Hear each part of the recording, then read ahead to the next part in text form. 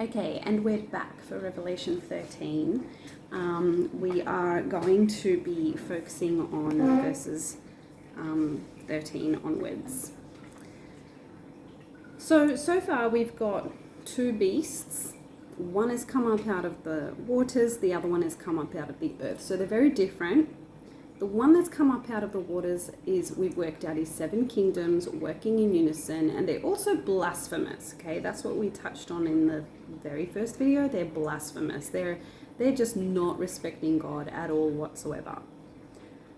Along comes this second beast out of the earth, and somehow he's causing miracles, such as bringing fire down from heaven.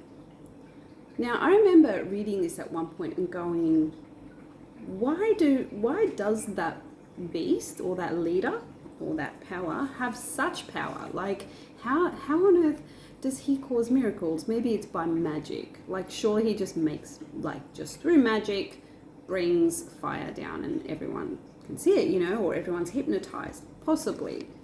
And we get an example of this in Exodus, when God has told Moses that he's going to start sending the plagues down to Pharaoh and the Egyptians. And the first plague was turning all the water into blood, which is really gross. And and we actually read that the Pharaoh's magicians were able to do the same thing, which was really crazy. So let's go have a read. If you want to turn to Exodus chapter 7, and we're going to read about the first plague. So we'll go to Exodus chapter 7, verse 19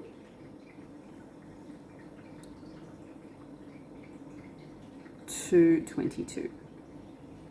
And it says this: God said to Moses, "Say to Aaron, take your staff, reach out your hand over the waters of Egypt, over their rivers, canals, ponds, and all their reservoirs, so that they can turn into blood. There will be blood throughout the whole land of Egypt, even in the wooden buckets and stone jars."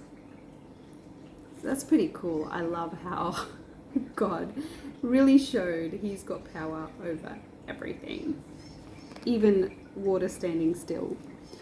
Okay, Moses and Aaron did exactly what God had ordered.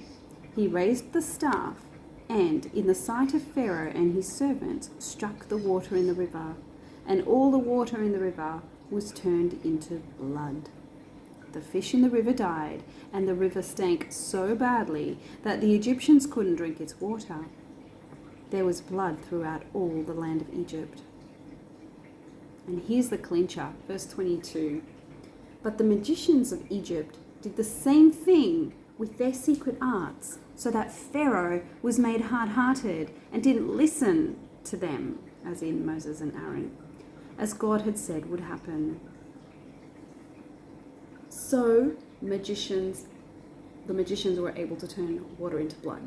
I'm not sure which water, because clearly it sounds like all the water had already turned into blood.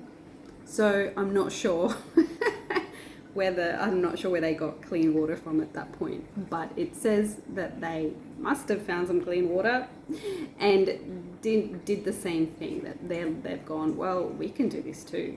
So there you go. So that's kind of like disheartening, right? You're like, what? Like, how is this even possible? And earlier, as we know in the story, they had also turned their their staffs into snakes as well. But Moses' snakes ate their snakes. So, but the rest of the story, with the rest of the plagues, the magicians didn't do anything more. So it's like, clearly there's only so much power that a human leader or any human can have. So let's go back to Revelation 13. Verse 13. It performs great miracles, even causing fire, to come down from heaven onto the earth as people watch. It deceives the people living on earth by the miracles it is allowed to perform in the presence of the beast. Let's stop right there. So there is a form of deception, obviously. So magic can really do that. Hypnotism can really do that. We know from the experience of Exodus that the Pharaoh's magicians were able to turn water into blood. So by the time you come back to Revelation and go, oh, well, this leader could just cause fire to come down from earth. It's kind of like, oh, I get it. We see a pattern of this. It's been done before. So as Christians, we can then go, all right, well, our God is still more powerful, for sure, 100%, still more powerful. Because as we learn from history, even like biblical history, there's only so much power a human can have. Also, even when you look at human history in general, weird things like a weird, horrible leaders standing up, they only last for so long, right? And we already know that the first beast is in authority for 3.5 years. That's not very long. All right, so let's finish reading verse 14. So it deceives the people living on the earth by the miracles it is allowed to perform in the presence of the beast. And it tells them to make an image honoring the beast that was struck by the sword but came alive again. Let's stop right there. So it's really interesting because we've got beast number one, 7 heads, horrible looking body. He's come out of the waters. He's blasphemous, completely against God. Beast number 2 somehow is godlike. Like that's really interesting to me. We've got to really keep our eyes open and our ears peeled because this is totally what's going to happen. Like there's going to be several powers in place over the whole world. That's what we worked out already.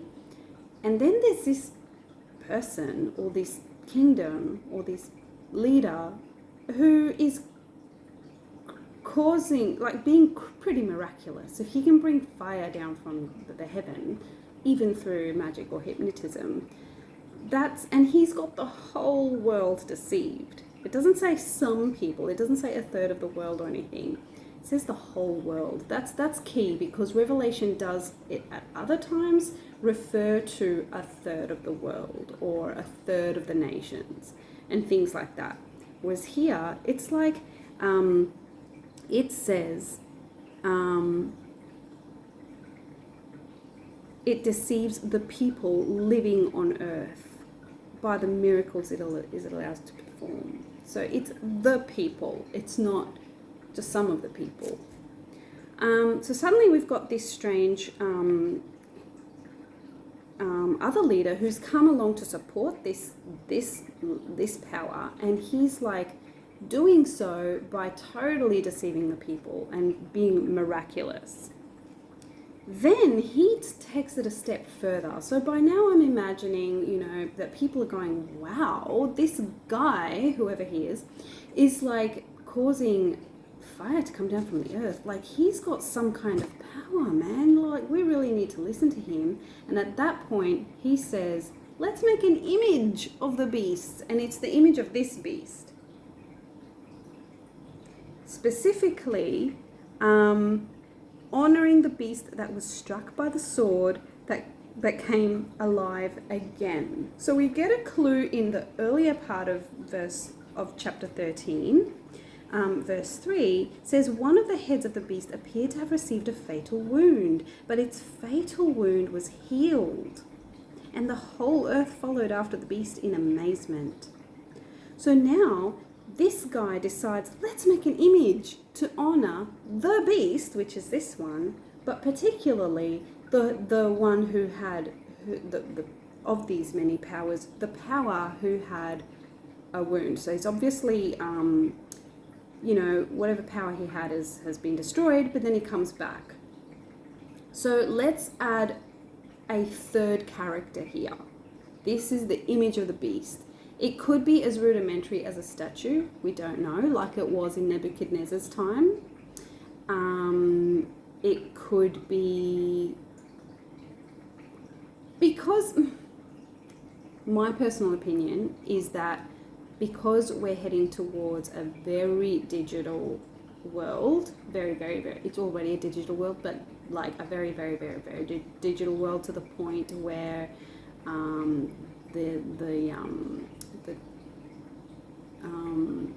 to the point where, you know, terms like the Internet of Things has come about. I think that technology is going to be a part of the rollout of this image of the beast. That's my own personal opinion, though. Only because we don't see people sort of honouring statues or anything like that at this point. But who knows? Anything is possible, right? Anything is possible. So there's the image of the beast. So I'm going to stop right there, and we're going to keep talking about the image of the beast in the next video.